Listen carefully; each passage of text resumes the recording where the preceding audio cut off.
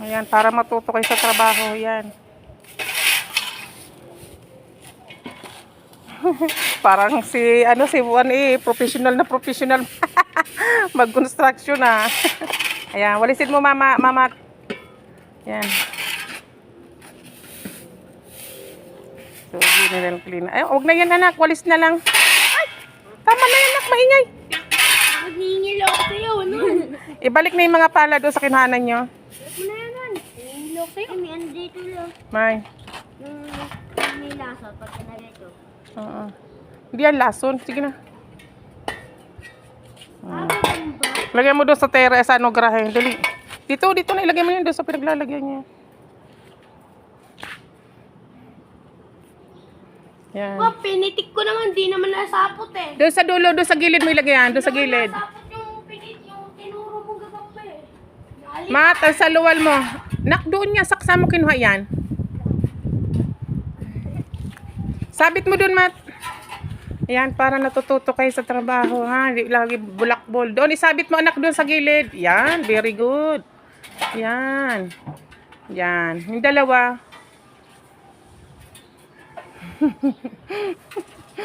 Nakapakawan. Matibo ka eh. O, halika na dito. Halika na. Wala, split time. Yung mga balik na daw yung mga timba, yung upuan ko paglaba. Kunin na yon.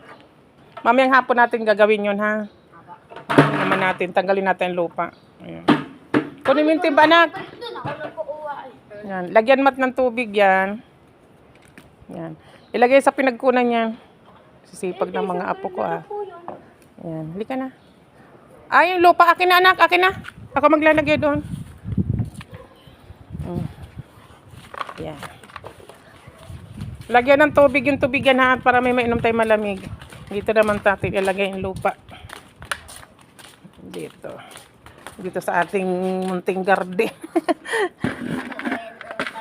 Ayan. Mamaya imukunin natin lupa. Dito natin ilagay. Oh. Dali mo anak doon. Yan, nawala yung ano. Yan palang ng aming garden. Hindi mo kasi lagi nga masama ang pakiramdam. Pwede mo tapos-tapos. Ha? Hindi mo naman itong tubig. Oo, sige lang. Hindi na lang po. Pagod. Makapagod, napagod na yung aking bulilit na ano. Ola, sige na. At maya-maya magpahinga, maligo na. Mamay hapon tayo ulit. Mag-garden. Ito, gusto ko na matapos to dito. Kasi wala pa akong pula ng pechay. Ito naman akin taniman ng mga pechay-pechay. Ayan. Hinagdato. Sige, kunin mo na. Kuha ka na ng isa dyan. Ito na. Yung mga ano na, Hinog. yung malaki. Ayun, malaki. Ito po yun. Yan. O, sige, bala ka. Tanggalin mo ng balot. Ito yung isa lang. Tanggalin mo ng plastic.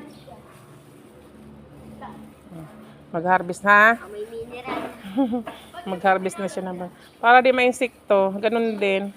Ayan. Mag-harvest siya ng bayabas.